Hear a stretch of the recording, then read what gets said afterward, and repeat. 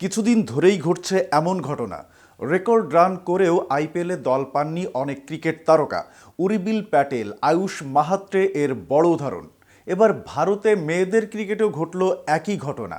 তা নিয়ে বিস্তারিত থাকছে প্রতিবেদনের বাকি অংশে।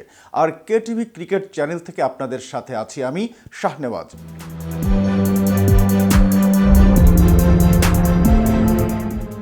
মুম্বাইয়ের হয়ে ওয়ানডেতে ১৫৭ বলে ৩৪৬ রানের ইনিংস খেলেছেন মেয়েদের আইপিএলে দল না পাওয়া ইরা যাদব।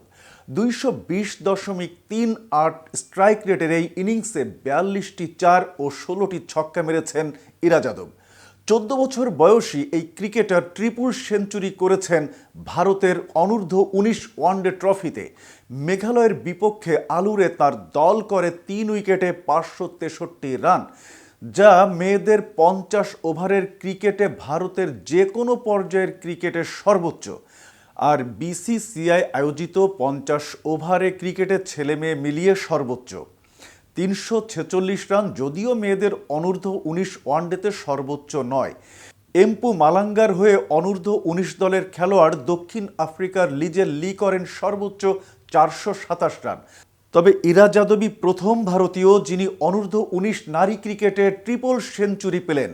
বয়সভিত্তিক ক্রিকেটে ভেঙেছেন স্মৃতি মান্ধানার রেকর্ড। ওপেনার যাদব দ্বিতীয় উইকেট জুটিতে অধিনায়ক হার্লি গালার সঙ্গে ২৭৪ রানের জুটি গড়েন। সেঞ্চুরি করেছেন গালাও, ৭৯ বলে ১১৬ রান করেছেন তিনি।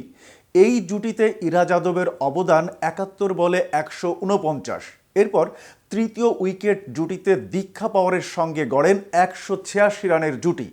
এই জুটিতে ইরা ছিলেন আরও বিধ্বংসী, করেছেন ৫০ বলে ১৩৭ রান।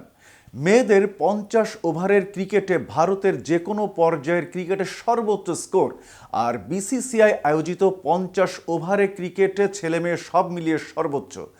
১৪ বছর বয়সী ইরা যাদবের নাম গত ডিসেম্বরে হওয়া মেয়েদের আইপিএলের নিলামে উঠেছিল।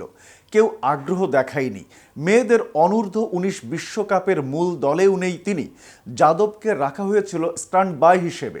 তো ভিউয়ার্স, ভিডিওটি সম্পর্কে আপনাদের কোনো মতামত থাকলে জানাতে পারেন কমেন্ট করে। সাথে সাথে নিয়মিত ক্রিকেট আপডেট ও ইনফরমেটিভ ভিডিও পেতে কেটিভি ক্রিকেটের সাথেই থাকুন। ধন্যবাদ।